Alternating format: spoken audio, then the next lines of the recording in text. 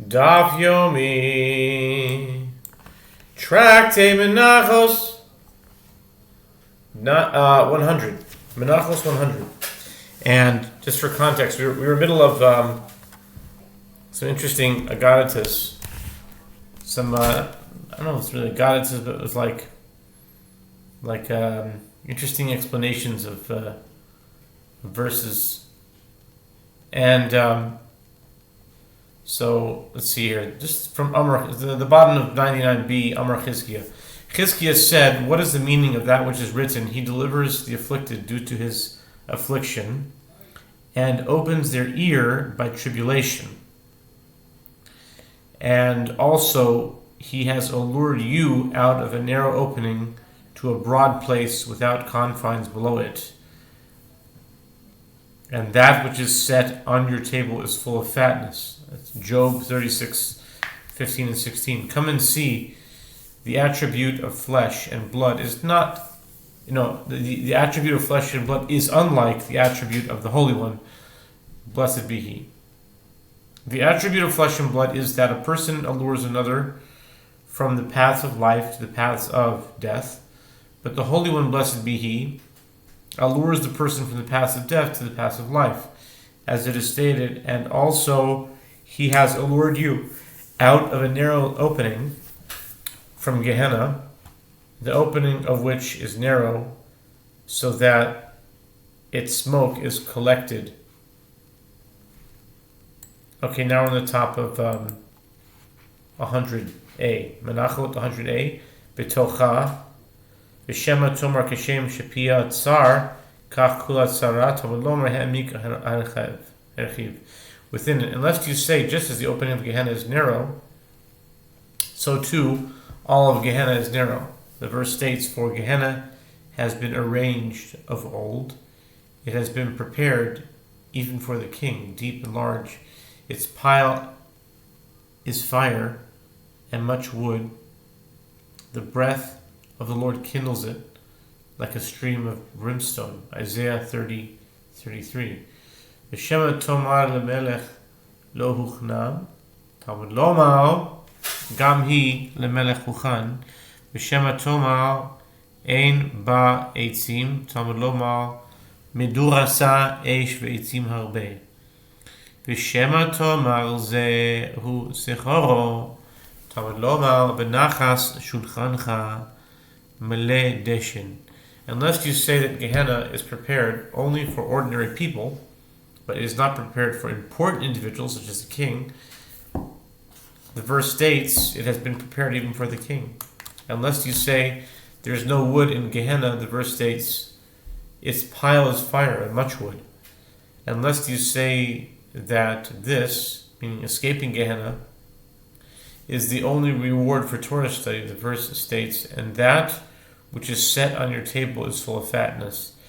Job 36 verse 16. This indicates that one who obeys God and turns from the paths of death to the paths of life is not only saved from Gehenna, but also attains tranquility and prosperity. Chal Yom HaKippurim Lihiyot Shabbos. Going back to the words of the Mishnah. Okay, Chal Yom Kippurim Lihiyot Shabbos. Amar Rabbi Bar Chaya Bar Yochanan Lo Bivliim Bivliim Hem Ela Alexandriim Hem Umitoch Shishonin Es Habavliim Korin Otam Ad Shem Bavliim. The Mishnah states if Yom Kippur occurs on Shabbat, the loaves are distributed on Saturday night. If Yom Kippur occurs on Friday, the goat sin offering of Yom Kippur is eaten Friday night on Shabbat.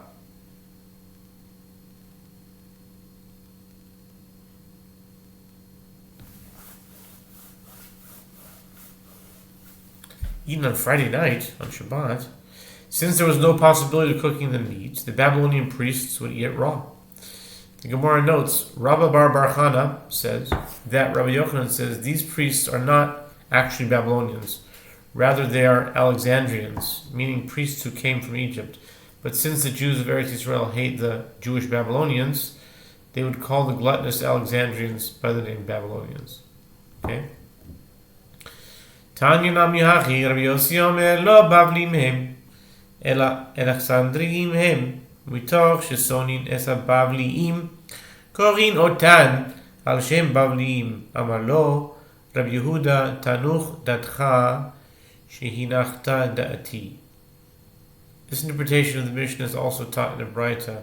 Rabbi Yossi says, these priests are not actually Babylonians, rather they are Alexandrians. But since the Jews of Eretz Yisrael hate the Babylonians, they would call the gluttonous Alexandrians by the name Babylonians. Rabbi Yehuda, whose family originated from Babylonia, said to Rabbi Yossi after hearing this explanation, "May your mind be at ease, because you have put my mind at ease." Okay.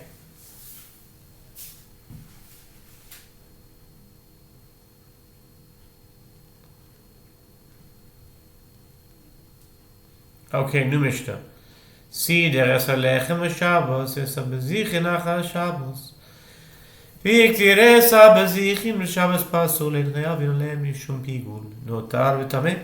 The Mishnah says, if one arranged the bread on the table on Shabbat, but arranged the bowls of frankincense only after Shabbat, then if he subsequently burned the frankincense placed in the bowls on the following Shabbat, the loaves are unfit for consumption, since the frankincense had not been on the table for the entire week.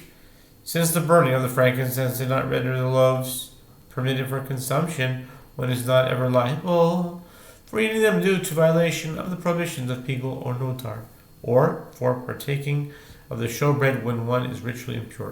One violates these prohibitions only if the frankincense is burned in a manner that permits consumption of the showbread. Sidr alechem v'esabazichim b'Shabbos v'iktir esabazichim achar haShabbos basula v'in chayav v'inoleihem mishum pigul noisa v'tameh.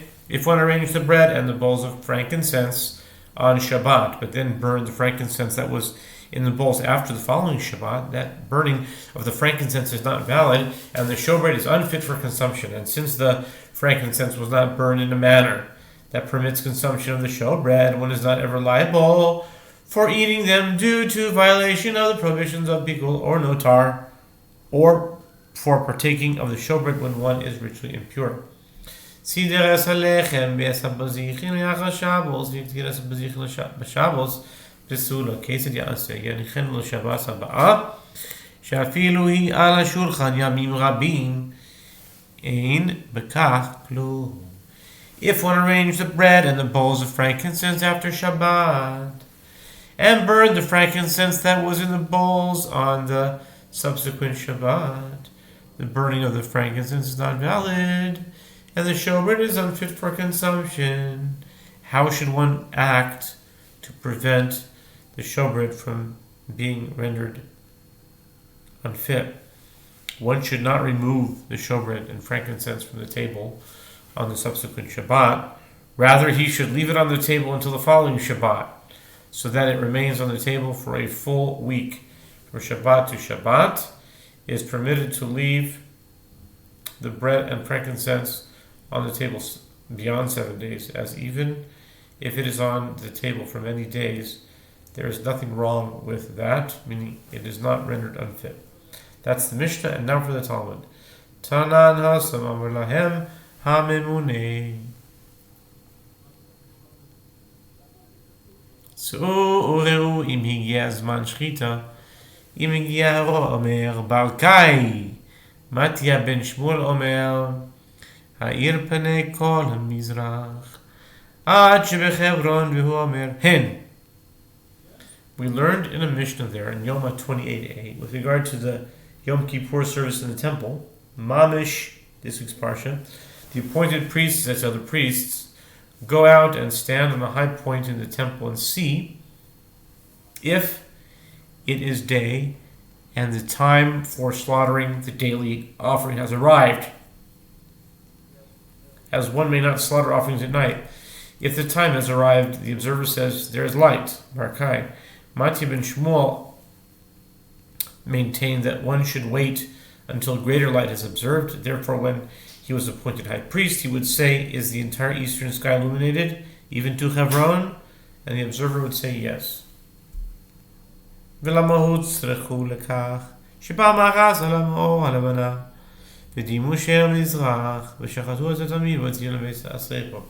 The Mishnah asks, and why did they need to institute this, to send someone to observe the first light from the high place? The Mishnah explains that this was deemed necessary because once the light of the moon rose and the priests imagined that the eastern sky was illuminated with sunlight, they then slaughtered the daily offering, and when they realized that it had been slaughtered too early, they had to take it out to the place designated for burning and burn it.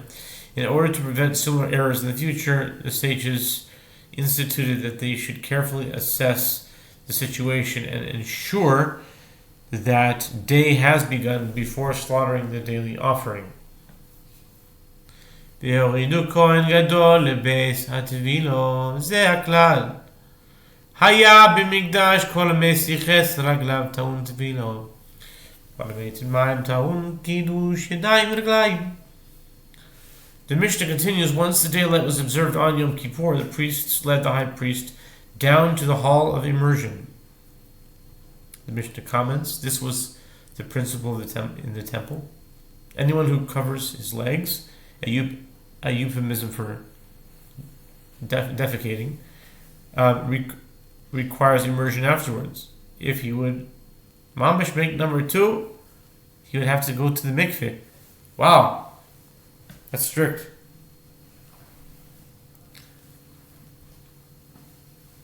He would have to immerse, and anyone who urinates requires sanctification of hands and feet with water from the basin afterwards. Gotta keep clean. Alright, Tana Avod, Rabbi Avin. לא איזו בלבד, אלא אפילו אוילה סעויף, שנמלכה בלילה, ובמנחה נקמצה בלילה, תזי לבסס. The father of Rabbi Avin teaches a Braita, not only in this case, with regard to slaughtering the daily offering, did the sages say that if it's performed at night, it is disqualified. But even in the case of a bird burnt offering whose nape was pinched at night, and in the case of a meal offering from which a handful was removed at night, the offering is disqualified and must be taken out to the place designated for burning. The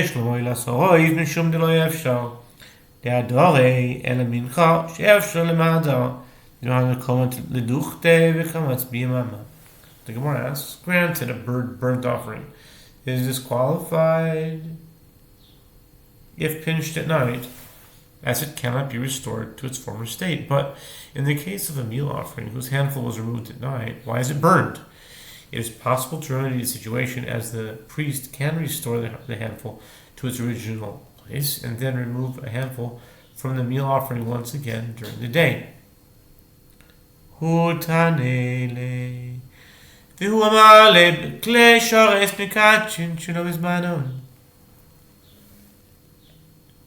The Gemara replies that the father of Rabbi Avin teaches the Braita, and he says its explanation. Service vessels sanctify their contents even when those contents are not placed in the vessel at the appointed time for that service. Once the handful is placed in the service vessel, it acquires the sanctity inherent to the handful, and the situation can no longer be remedied. Meisvei kol hakarev beyoim, kadosh bayom balayla, kadosh balayla. Bein bayom ubein balayla, kadosh bein bayom ubein balayla. The Gemara raises an objection from a Braita. Any offering that is sacrificed during the day is consecrated by a service vessel only during the day, and any offering that is sacrificed at night is consecrated by a service vessel only at night. And any offering that is sacrificed both during the day and at night is consecrated both during the day and at night. Kol hakarev bayom, kol hakarev bayom, kadosh bayom. Bayom in, balayla lo. Eino kadosh likrav, aval kadosh lipasem. The Braita teaches that any offering that is sacrificed during the day is consecrated during the day, from which one can infer that during the day, yes, it is consecrated, but is not consecrated at night. This indicates that the handful of the meal offering is not consecrated at night, contrary to the explanation of Rabbi Avin's father. The Gemara answers, when an offering is placed in a service vessel, not at the appointed time, the contents are sufficiently consecrated to be sacrificed on the altar, but they are sufficiently consecrated to be disqualified. אחר שבס וקטיר עשר בזיכים בשבס בסולה כיצד יעשה ירחיב לשבס הבא שאפילו היא על שולחן ימים רבים ואין בכך כלום. Rabbi Zera raises an objection from the Mishnah. If one arranged the bread and the bowls of frankincense after Shabbat and burned the frankincense that was in the bowls on the subsequent Shabbat, the burning of the frankincense is not valid and the showbread is unfit for consumption. How should one act to prevent the showbread from being rendered unfit? One should not remove the showbread on the subsequent Shabbat. Rather, he should leave it on the table until the following Shabbat so that it remains on the table for a full week from Shabbat to Shabbat. It is permitted to leave the bread and frankincense on the table beyond 7 days, as even if it is on the table for many days, there is nothing wrong with that, meaning it is not rendered unfit. Rabbi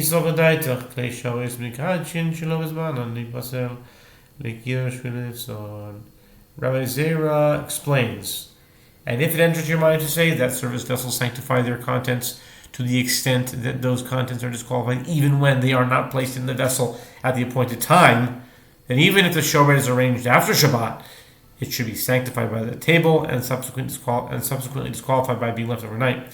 Amar Rabba, man dika mosiv shapir, kamosiv avud avin, nami masnisa, kaman kasav alayla in mechusar zman, hayamim mechusar zman. Rabba said, the one who raises the objection, Rabbi Zera, raises the objection as well.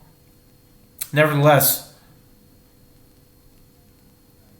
raises the objection well. He raises it well. He's saying good.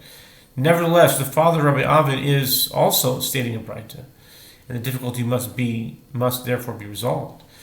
Rabbi explains the Tana of the braita cited. Rabbi Avin's father maintains that in the case of a rite that should be performed during the day, if it is performed during the preceding night, it is not considered a rite whose time has not yet arrived, as the night and day are considered a single unit. Therefore, if one places the handful in a service vessel at night, the service vessel sanctifies the handful, and since the rite is not valid, the offering is disqualified. But if a rite is performed several days earlier, it is considered a rite whose time has not yet arrived. Therefore, the table does not sanctify the showbread that is placed on it on any day except Shabbat. So, the Gemara asks, ultimately, okay, we'll stop here. We'll continue with the next Amud.